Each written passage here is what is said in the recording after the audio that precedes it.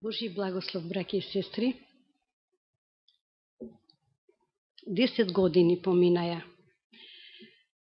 и ќе ми простите ако случајно емоциите ме надвладеат заради сестра Васка. Денеска Данило кога ми предложи да имам нешто, тема за здравствената реформа, одма се сложив, но филмот почна да се враќа назад. Почна да се одмотува. Нешто што е злабоко во мене го закопав, не сакав да се сеќавам на тие моменти, затоа што многу често се обвинував себе си дека сестра Васка, што почина е причина, можеби и јас, и мојата убеденост, дека знам како треба да се излечи. Но тогаш сум била уствари на почетокот јас. Многу пати се откажував. И оставив и книгите, и читањето, и ќе ме прашуваат луѓе, ова како се лечи, она како се лечи, не знам. Бегав. Ама имаше нешто што цело време ме тераше. Оди напред, немој да застануваш. Јас ми се чини пред многу, па може би 9 години, јас имав една ваква, некоја слична тема од катедра и од тогаш мислев дека никогаш нема повеќе да излезам тука. Но ете Господ паси донесе момент кога преку нас сака, бара и верувајте, може би сме малкумина овде, но можеме да ја повлечеме колата. Можеме да понесеме терет, затоа што не сме свесни колку ние, ако сме слаби, колку сме силни, али со Господа. Прво Господ, па после ние. Јас сакам накратко да ви кажам, сите ние знаеме како, да не слабо се слуша.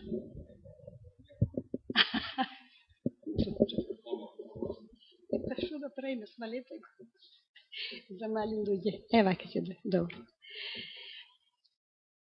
Многу често ние сме, еве сега овде сите сме здрави. Не би сакала вечерва воопшто да ја спомнувам сестра Христина, бидејќи не е тука, нема никој од нејзините членови и многу сакав да има некој од нив да слушни. Затоа што они се наоѓаат во еден дел од оваа тема што јас ќе изнесам вечерва. Многу кратко, општо, сакам да ви кажам како треба да живееме, што треба, како нашето тело треба да го гледаме, како една комплексна целина, а не само делови и како што нашите лекари современи толку и учат они. Толку им е дадено да ја лечат, да го лечат симптомот, а не последицата. Симптомите се најчесто ме боли зап, ќе ти даде за забот. Ама пак ќе ме заболи утре забот. И ти повторно ќе пиеш, ќе те заболи главата, повторно ќе пиеш. Значи ние не решаваме причината. Зошто се јавува? Ако е забот, ќе го извадиш или ќе го поправиш. Ако е главоболката, каде се наоѓа проблемот? Многу често викаме, па добро, ме боли главата, сигурно времето, промена на времето. Ме вртат нозете и тоа е промена, вика, на времето. Ние мислиме, а всушност се наоѓа во јетрата. Сите причини се таму. Таа ни е магацинот наш. Јас многу пати не ја замислувам како магационер, ама супер магационер. Таа си има рафтови, си реди. Овде имам калиум, онде имам магнезиум, онде имам црвени крвни зрнца, ама овде имам квасец. На едниот ред имам уште еден квасец. Што правам? Јас не можам да купам. Ќе одам, нашиот систем, Господ така као организам го има создадено, да има најмалку 26 подсистеми. До сега се открини 28 подсистеми. Што значи дека јетрата или ние ќе одиме, ќе купиме ако немаш квасец. Ама јетрата нема од каде да купи. Она ќе пробува да оди по комши да најде. Нема да најде. Ќе оди кај еден орган, кај друг, кај крвта, некаде ќе бара, не може да најде она. И она се враќа тажна. И си вика, ќе почекам, може ќе дојде. утре дента станува нешто друго. Таа почнува да вене како цвет. Кога гледаме без вода, без храна, како се суши. И ние полека се разболуваме. А зошто да го направиме тоа?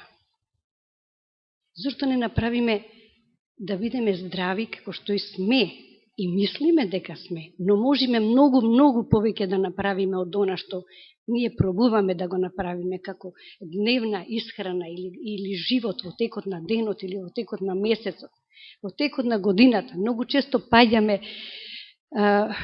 под желбата на окото или желбата на срцето или желбата на нашите пријатели. Па добро, сега еднаш како кастиш не е проблем. Но тоа ја жалости нашата јетра.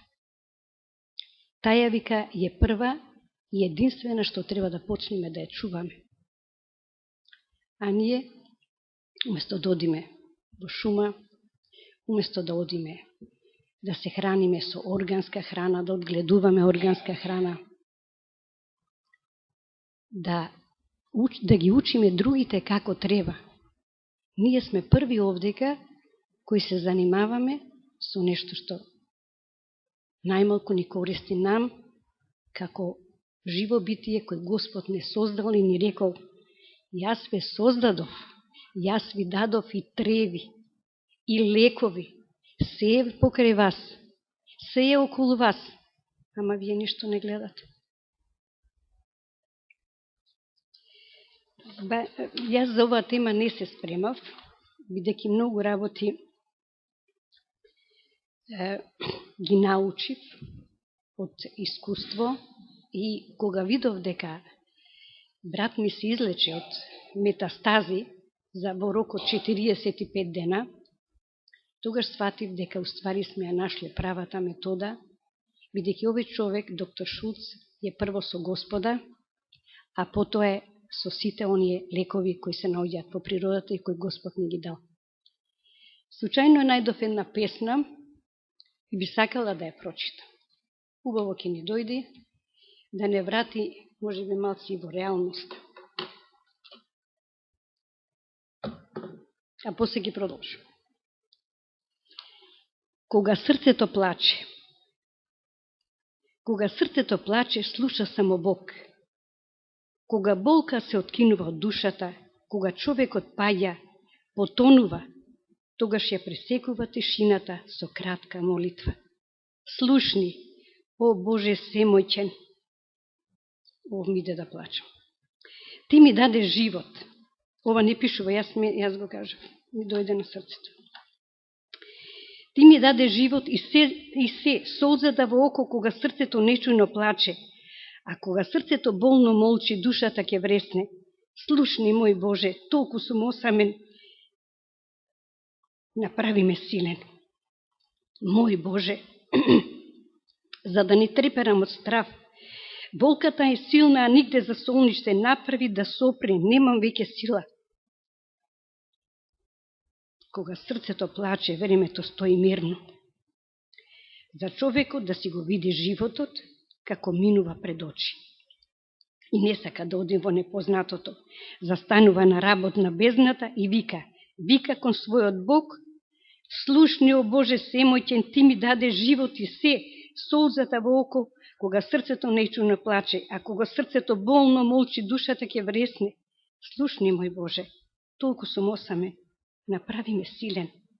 Мој Боже, за да не треперам од страв, болката е силна, а нигде за солниште, направи да сопре, немам веќе сила. Во овој момент, и денеска кога ја прочитав, се најдов во душата на оние на кои им соопштуваат дека се болни. Немам сила, века, а треба да се бори. И што прават нашите доктори? Или ја кријат вистината, или ја кажуваат. Најчесто на оној кој е болен. Сега во таа ситуација се наоѓа сестра Христина и незината фамилија. Што се случува со имуниот систем? Дали може да предпоставите? Денеска имавме многу бава поука за сочувството. Многу не е лесно да сватиме дека на некој таму му се случува.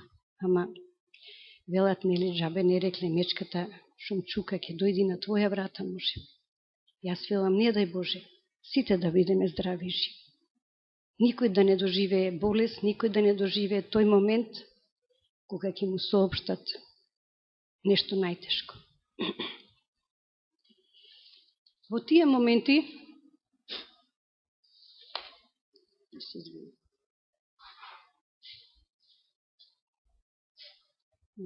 извинам, јас јадев доста лутопа и од тоа може и малце.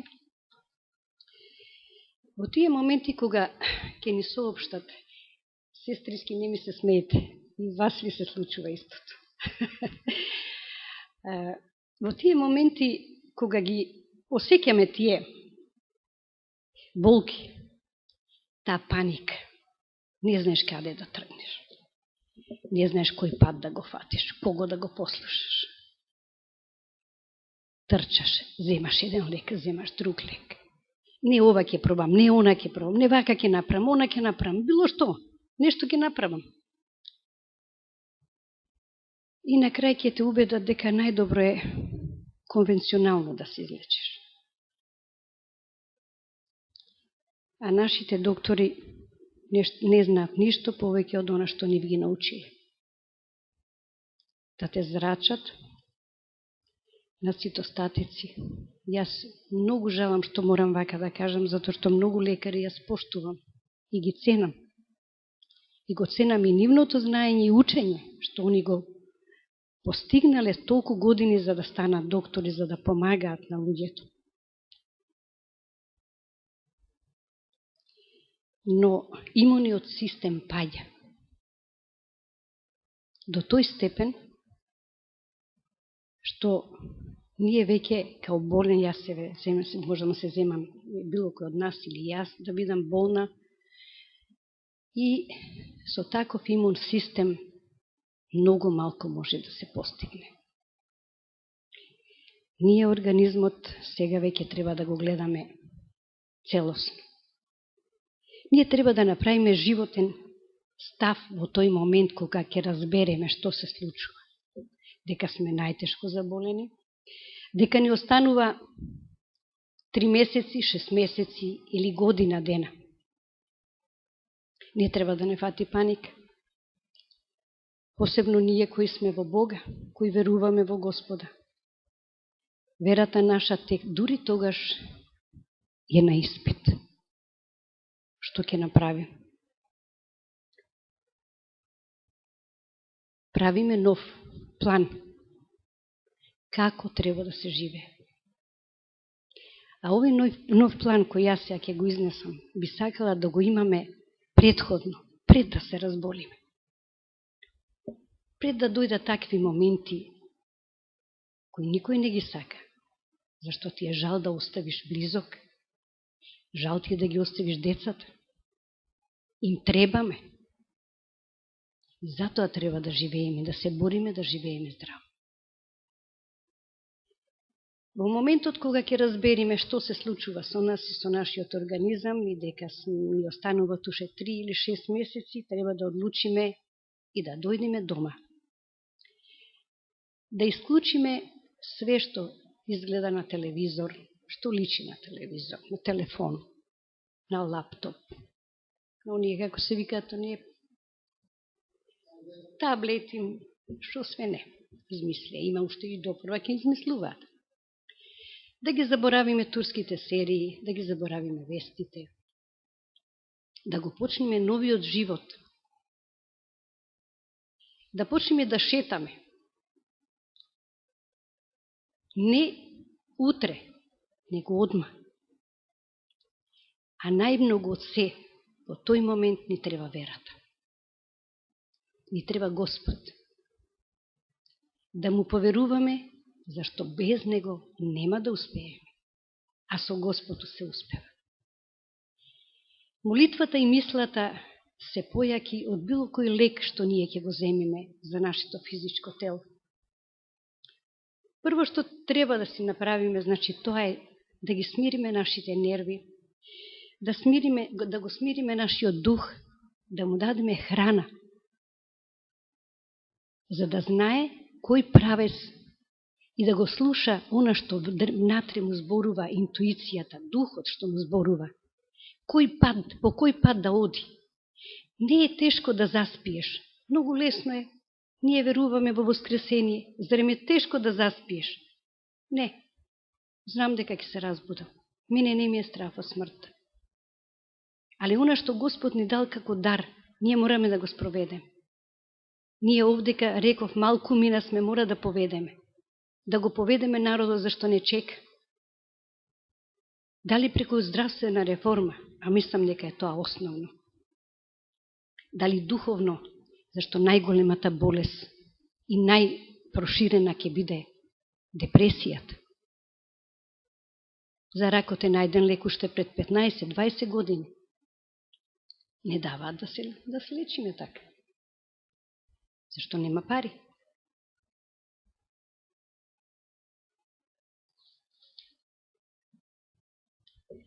Прво, што направивме, значи духовно го средивме организмот. Тргнуваме напред. Го гледаме организмот како една целина и мораме така да го лечиме. Не парцијално. Најголема грешка беше што јас мислев така, дека може ова, она, нешто ќе помогне. Не. Значи, Господ која не создаде ни даде рака, нога, нос, око, тело. Се ни даде. Сите тие заедно функционираат, значи заедно и се лечат. Почнуваме прво да ја лечиме јетрата. Она за која што ви кажав, нашиот најголем магацин, нашиот единствен орган кој е најголем, а кој толку многу помага и ни дава да бидеме живи. Тоа се прави 7 дена, па потоа се прави чистење на бубрези, па повторно 7 дена чистење на јетрата. Има сокови, има чаеви, има тинктури, кои помагаат да се прво очисти јетрата, да му помогне на организмот, преку јетрата се чисти жолчката и желудецот. Прочитав дека панкреасот се регенерира за 24 сати. И тоа лично го докажав ке една моја пријателка, која за 24 сати од 9,2 шекер, шекерот колку беше, и тоа гладна зборувам, утре дента и беше за 24 сати, беше 5,4. Желудецот 5,4. После натрав да мери кога е најадена. Беше 5,9.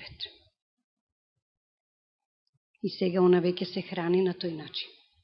И стално ми велеше, да ти кажам, рече, јас не те ни заушував што зборуваш. Ама кога ми дојде на грбот, ме фати паника, немав каде, знаев дека морам кај тебе да дојдам. И ти благодарам. Ја знае Стефи Зоре Димитриевич. Значи, мојата и колешка и многу блиска пријателка. Желудецот се регенерира за 3 дена, а целото тело за 7 години. Па сега на нас е да бираме како ќе почнеме. Од кој пат ќе го фатам, што викат за Стамбул? Дали правиот или ќе продолжам така да живеам?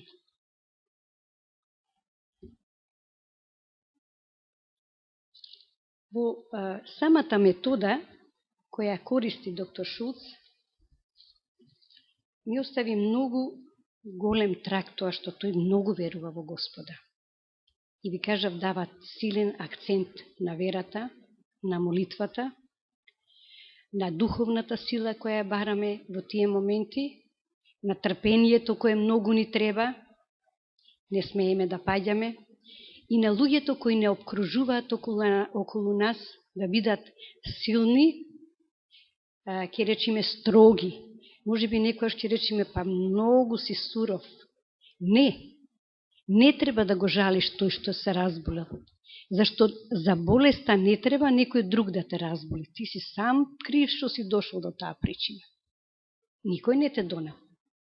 Едино што не прскат од озгора, па се храниме и така натака. Со цеметралисот и сите ни е многу добро познато за тоа. Затоа велам, трпението, тоа е една синусоида, сега одиме горе, па долу, па горе, па долу. Тука треба ние да издржиме. Ако сакаме да се излечиме, а верувајте дека се лечи. Начинот на кој предлага доктор Шулц се покажува, се докажа на брат ми, бидејќи он не умре од карцином, умре од срцето, затоа што не му дава терапија. За 45 дена он се исчисти и лекарите не можеа да си веруваат, не можеа да си признаат себе си, дека ја погрешиле диагнозата. Он немаше никаде метастази. А умре од срцето затоа што не дозволуваа да му носам храна, затоа што не дозволуваа да го хранам така и затоа што не му ја даваа терапијата. А не знам што му дава. И го држа до последен момент за да покажат дека они се во право и дека тој ќе умри. Втора работа која треба ние да ја направиме во методата на лечењето е исхраната. Треба да се префрлиме на 40, јас велам 40 дена, не 31 ден, не 60 дена. На тешките заболувања треба да се повтори 37 дена пауза, па 30 до 6 месеци. Храната се состои од сокови, повеќе од зелени сокови, помалку од овошни. Тоа се прави секој саат. Значи, буквално мислиш дека си гладен и првите сати си, првите денови стварно си гладен, се појавува и глад. Но, почнува да се заситува, затоа што ние примаме инфузија директна која оди за 15 минути во нашиот организам. Нас не ни треба инфузија од шеќер и вода. Таа е инфузијата што нас ја даваат докторите. Или сол, или шеќер и вода. Таа те крева во рок од саат време, ќе измокриш и повторно си исти. Додека соковите се директна инфузија која одат за 15 минути во организмот. Они му помагаат на крвта да биде поретка. Затоа што кога е крвта поретка не значи квалитет на хемоглобинот и на црвените крвни зрнца. Се зборува заради густината нејзина да може полесно да дојди до оболените места. Штом доаѓа до оболените места, тогаш настанува и заздравување, независно од тоа каде е сконцентриран и колку е метастазиран организмот. Друга, уште една метода во текот на лечење е туширањето. Значи, тоа е метода која користеле и во старо време, од најстаро време има бањи. Порано и така ги лечеле, немало друг метод, топло-ладно. Значи, метод на туширање, кој се користи во рок во текот на денот од еднаш до 3 пати, кај тешки заболувања и до 3 пати, значи секоја туширање е 7 пати. Топло-ладно и завршуваш со ладно. Во најтешките заболувања каде што се бориме со времето, за да го спасиш некого, имаме заболување каде што имаме време да се малце поиграме, има метода на ладни чаршафи, каде што се предизвикува треска, а кога ја предизвикуваш треската и со пиење на чај кој има 300.000 лути единици, Значи не оној чај кој ние го користиме, оние пиперки 140.000 лути единици, него над 300.000, а тоа го има чилито. Предизвикуваме грозница и со ладниот чаршаф кој ќе се завитка болниот. На тој начин ги тераме белите крвни зрнца да почнат да трчат, да се борат и да ги напаѓаат оние места каде што се метастазирани или да лечат она што не мора и метастази да е. Може да е некој било кој, може да е Алцхаймер, може да е срчево заболување, може да е да имаме 1000 болести кои може да во моментов да не ги набројувам, да не го трошиме тука времето. Методата на масажа, значи ова е се што треба да се прави во рок од 24 сати. Значи ние сме 18 сати во работен однос. И најмалку двајца со болниот. Ефект има. Многу брзо и многу силно. Масажата се масира, најчесто нашите доктори викат, не го пипај тоа место каде што има кврги, каде што се појавува, немојте. Напротив, се масира целото тело, а посебно оние делови каде што има, значи чворови, каде што се појавуваат, затоа што организмот, за да го спаси да не се шири карциномот низ телото, он го капсулира и го прави како бункер, кај што не може да влези никаква бомба. Вежбањето. Што треба да правиме кога сме многу болни? Не можам. Тешко ми се повраќа, затоа што се појавуваат многу нус појави кои ќе предизвикуваат повраќање, пролив, главоболки, и тогаш најчесто ги фаќа паника. Оние што се блиску, тогаш не треба да има паничар покрај тие луѓе кои треба да се лечат. Затоа што сметаат дека треба да се напијат некој апче, дека треба да се прекине со терапијата. Не, напротив, организмот тогаш врши притисок се да се сврли надвор. Он бара начин како да го isfrли. А тоа го прави или преку кожата, или преку изметот, или преку мокрача. Постои клистирање. Значи, болниот треба да се клистира. Најмалку, секој втор ден, имаме плитко и длабоко клистирање. Нема жал, нема страм. Има само да се спаси човечкиот живот. Клистирањата може да бидат повеќе типови, во зависност дали е тоа рак на дебело црево, дали е тоа за да се очисти организмот, дали е на панкреасот. Значи, без клистирање, без редовна столица, ние го чуваме во круг отровот кој повторно се враќа преку крвта, преку стомашната шуплина, повторно се враќа назад и ние ништо не сме направили. Се вртиме во круг. Ништо не правиме ако немаме. Ако оваа метода која предлага доктор Шулц и која до сега докажува многу, а јас лично се убедив и се уверив дека делува, ако не ја правиме, значи сите овие постапки, јас мислам дека не можеме да имаме успех. Ништо не се прави делумично. Ракава јас, ако ја кренам, ништо не сум направила што сум ја кренала. Таа треба нешто да користи, треба за нешто да ми служи. Телото наше е една целина, која мора така да го гледаме. Треба многу често да бидеме изложени на сонце, од 1 минут до 15 минути. Многу често да бидеме со нозите директно на земја, да ја осетиме земјата. Ми е ладно. Методата на топло-ладно во рок од 24 сати вриеш. Не ти треба тогаш ни јорган, ни греалка, ни ништо. Вежбањето, преска е малце прерипав на друго, само да ставам една напомена за вежбањето.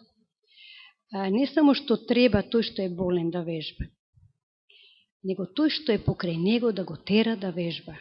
Затоа што многу тешко е, самите сте поминали, може и главоволка, може и мензис женските ќе добијат, па не можат ПМС, па по ПМС и така натака не се способни за ништо, а камоли кога си болен. Но тогаш се треба да дадеш од себе. Да вежбаш, затоа што ако легнеш, ти си мртов. Мртов заради тоа што не сакаш повеќе да станеш, затоа што се сложуваш со таа ситуација, а како христијанин, кога ти дал Господ, ова е една напомена за едно девојче овде што седи, кога ти дал Господ метод, кога си видела дека си излечена или одиш на тој пат, мораш да послужиш понатака. Мораме да му служиме на другите луѓе. Затоа што Господ која не повика, не го бира начинот на кој ние ќе работиме.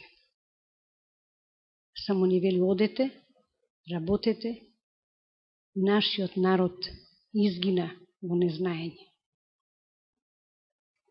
Само да проверам да не рипнав некоја од методите. Формула за лечење, јадење, добро. Сега уште нешто сакав да напоменам. Лутата, пиперка и лукот, како и пелинот, се три основни работи кои нас најчесто ни велат: немој луто за желудецот, немој луто за хемароидите, немој лук да јадеш, мирисаш кај што ќе одиш и така натака. Пелинот е, значи, се што е горчливо, се што е луто, се е за организма здраво. Лутото е тоа што дава циркулација, лукот е тој кој е антибиотик, џумберот е тој кој му помага на организмот да нема нагони за повраќање, зашто го смирува организмот, желудецот го смирува на тој начин. Крварењата внатрешни ги спречуваат. А алоe вера, која долго години беше интересна на нашиот пазар, барем за нашиот зборувам, а сигурно и секаде беше, последниве 10-15 години тоа се покажа лек број 1 во поглед на дебелото црево, а ние се почесто имаме рак на дебелото црево. Значи, кога се прави клистирање и кога се помага на тој што има проблеми со дебело црево, значи се клистира после тоа со млака вода, со алоe вера, и има други, црвена детелина, зависи на во кој правец отишол ракот и карциномот да се прошири.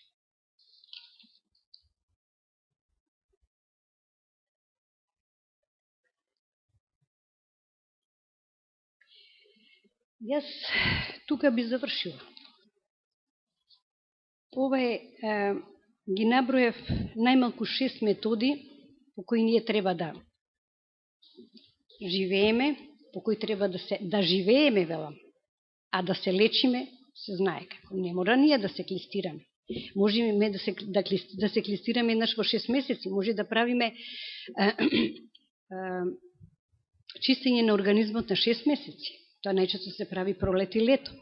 Зошто да не го направи? Сите ние помалку есек, после имаме торта и овакво и боз. Па треба после тоа нешто да направиме, да почнеме од овој момент, браќи и сестри. А јас веќе размислувам и имам план, а истовремено сме работеле со брат Горан, значи Светиот Дух работел со нас, и ако се најдеме на иста фреквенција, да бидеме на таја од 3 Херц, тогаш сме како деца и тогаш живееме во сегашност.